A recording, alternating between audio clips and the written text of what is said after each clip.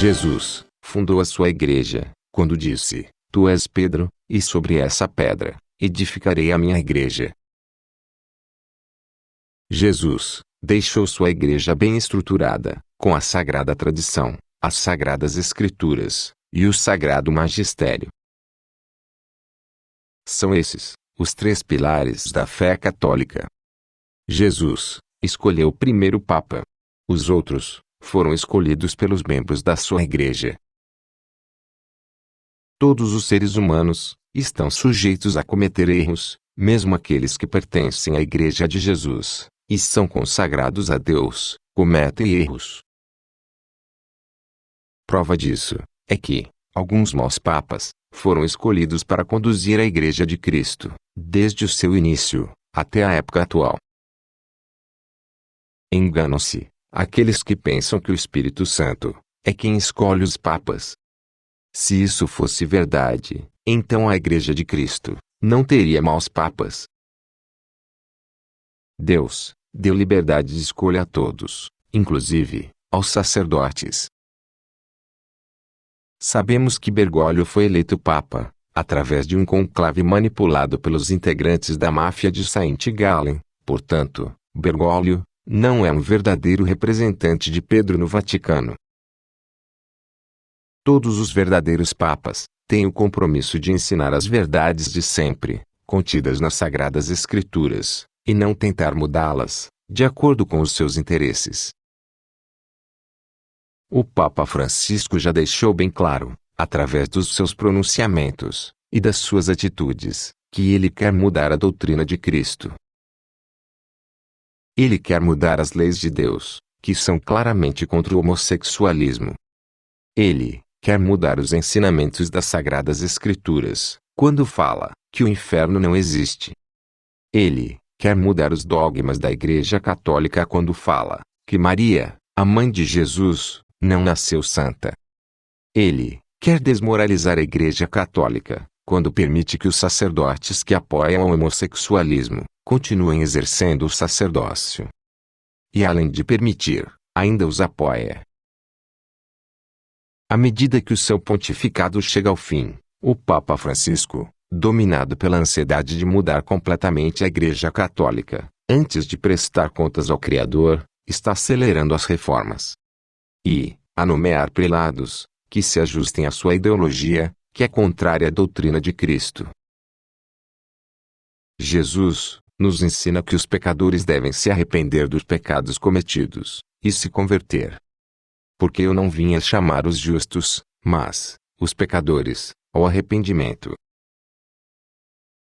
Mas o Papa Francisco não pede para que as pessoas se arrependam dos seus pecados e aceitem com humildade as leis de Deus.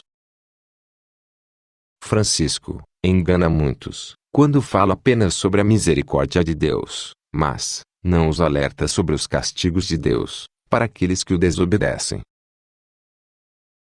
Da forma que Francisco e muitos dos seus seguidores estão conduzindo a Igreja Católica, eles levarão muitas almas para o inferno. Infelizmente, poucos conseguem compreender que Francisco não é um verdadeiro sucessor de Pedro, e que ele está causando o grande cisma da Igreja, profetizado por Nossa Senhora nas suas aparições.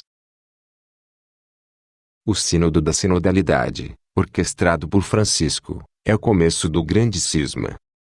Este sínodo está acelerando as mudanças institucionais, doutrinais, dogmáticas e morais, que Francisco implementou durante o seu pontificado.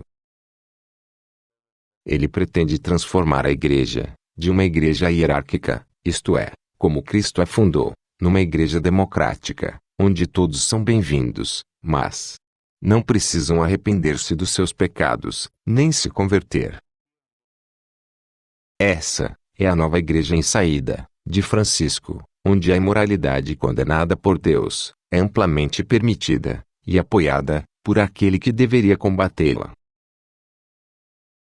A igreja em saída de Francisco apoia a diversidade de religiões e a mistura de crenças. Religiões, ou seitas africanas, podem se misturar com os católicos em nossas igrejas. protestantes, podem concelebrar missas junto com os padres. Participantes de candomblés podem receber a Sagrada Eucaristia.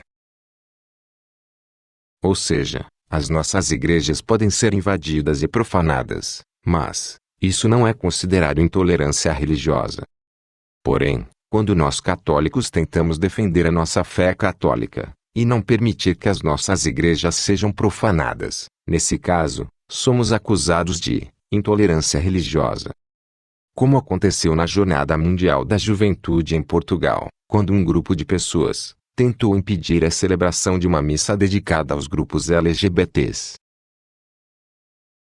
O Papa Francisco nomeia para cargos importantes da Igreja pessoas que jamais deveriam ocupar posições de comandos da Igreja.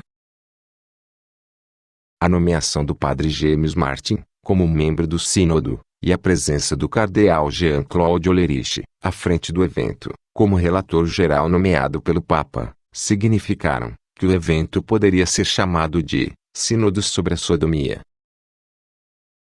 Numa entrevista à agência de notícias católica alemã KNA, o cardeal Ollerich disse que o ensinamento da Igreja que condena este pecado antinatural é errado e precisa ser mudado. Acredito que o fundamento sociológico científico deste ensino já não é correto. Acho que chegou a hora de uma revisão fundamental da doutrina. Na mesma linha de uma revisão da doutrina católica, no dia 1º de julho, o Papa Francisco nomeou o arcebispo Victor Manuel Fernandes como prefeito do Dicastério para a Doutrina da Fé, e também como presidente da Pontifícia Comissão Bíblica e da Teologia Internacional.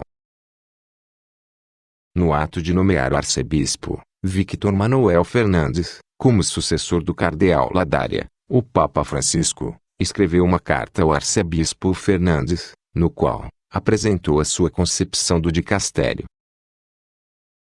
O dicastério que você presidirá em outros tempos passou a usar métodos imorais. Foram tempos em que, em vez de promover o conhecimento teológico, se perseguiam possíveis erros doutrinários. O que espero de você é certamente algo muito diferente. Essas foram as palavras de Francisco ao seu amigo Túcio Fernandes.